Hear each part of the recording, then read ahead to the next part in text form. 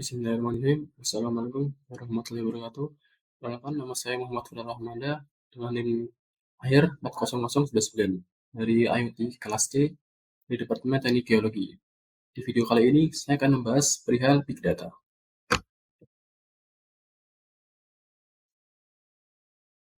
Untuk outline yang saya bahas adalah yang pertama, definisi umum Big Data, yang kedua, manfaat Big Data, yang ketiga, karakteristik Big Data, yang keempat, teknologi analisis Big Data, dan yang kelima adalah studi kasus pemanfaatan Big Data di dunia migas.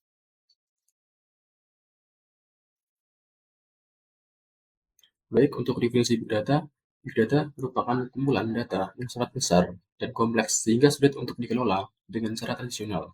Data ini bisa terstruktur, semi terstruktur, dan tidak terstruktur, dan terus bertambah seiring berjalannya waktu. Untuk pendapat dari para ahli, yang pertama adalah Nick Barlow dari 2014, yaitu Big Data merupakan tentang menemukan pola dan wawasan baru dari sekumpulan data yang sangat besar dan kompleks.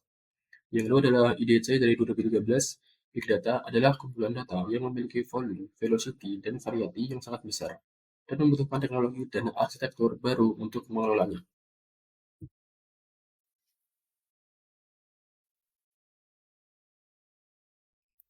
Selanjutnya adalah manfaat dari Big Data. Di sini saya menyebutkan ada 4 ya. Yang pertama adalah peningkatan efisiensi dan produktivitas. Big Data dapat membantu perusahaan mengidentifikasi area mana yang bisa dihemat dan proses mana yang dapat dibuat lebih efisien. Yang kedua adalah pengambilan keputusan yang lebih baik. Dengan data yang lebih lengkap dan akurat, perusahaan dapat membuat keputusan bisnis yang lebih strategis dan terinformasi. Yang ketiga adalah inovasi. Big Data dapat digunakan untuk mengembangkan produk dan layanan baru yang inovatif. Dan yang terakhir adalah keunggulan kompetitif. Perusahaan yang memanfaatkan Big Data secara efektif dapat memperoleh keunggulan kompetitif dengan mendapatkan wawasan yang berharga tentang pelanggan dan pasar.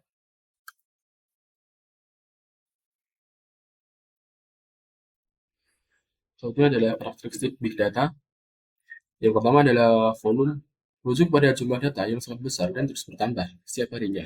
Data ini dapat berasal dari berbagai sumber, seperti media sosial, sensor, perangkat Internet of Things atau IoT, dan lain sebagainya. Yang kedua adalah velocity, itu menjelaskan tentang kecepatan pengelolaan data. Data dapat dihasilkan dan ditangkap secara real time atau mendekati real time. Yang ketiga adalah variety, itu jenis data yang membentuk big data sangat beragam. Tidak hanya data terstruktur yang berupa angka dan teks. Variasi jenis data ini tentunya membutuhkan teknik dan alat khusus untuk mengolahnya. Yang keempat adalah veracity, yaitu akurasi dan ketepatan data menjadi aspek penting dalam big data. Data yang tidak akurat atau bisa dapat menghasilkan analisa yang salah dan merugikan. Yang terakhir adalah value, data yang bisa dihasilkan dari pengolahan big data. Dengan analisa data yang tepat, big data dapat memberikan insight atau valuable untuk berbagai keperluan bisnis.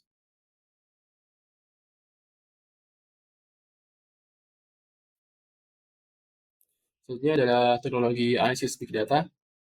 Di sini saya menyebutkan ada 6. Itu yang pertama adalah Hadoop, framework open source yang digunakan untuk menyimpan dan mengolah data terdistribusi secara large scale. Yang kedua adalah Spark, mesin komputasi open source yang dirancang untuk analisa big data secara real time dan batch processing. Yang ketiga adalah MapReduce, model pemrograman yang digunakan untuk memproses data secara paralel di Hadoop. Yang keempat adalah data warehouse, yaitu gudang penyimpanan data terpusat yang digunakan untuk menyimpan data storage dari berbagai sumber.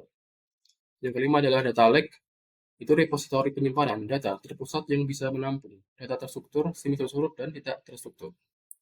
Yang terakhir adalah machine learning atau aktivitas intelligence atau AI, itu teknik kecerdasan buatan yang digunakan untuk menganalisa data dan menemukan pola serta insights yang tersembunyi.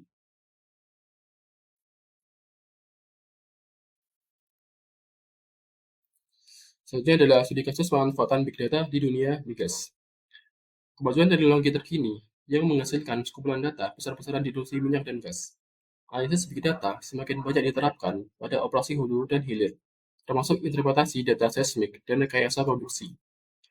Penelitian telah menunjukkan potensi big data dalam meningkatkan kinerja pengeboran, pemodelan reservoir, dan keselamatan kerja di industri. Telah dilaporkan bahwa metode analisis seperti PCA atau platform seperti Hadoop dapat digunakan untuk menafsirkan data seismik dan mikroseismik.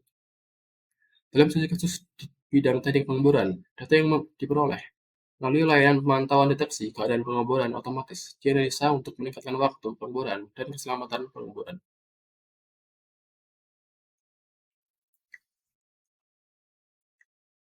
Penghematan lebih dari 11,75 hari pada suatu landasan yang terdiri dari 9 sumur yang dibor oleh rig yang sama telah diamati.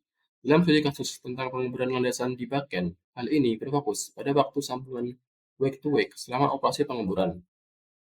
Berdasarkan hasil penelitian tersebut, terdapat penghematan lebih dari 11,75 hari pada satu landasan yang terdiri dari 9 sumur yang dibor oleh rig yang sama.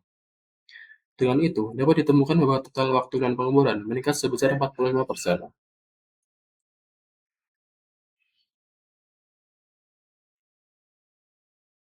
Baik, sekian dari saya. Bila ada kesalahan kata mohon dimaafkan.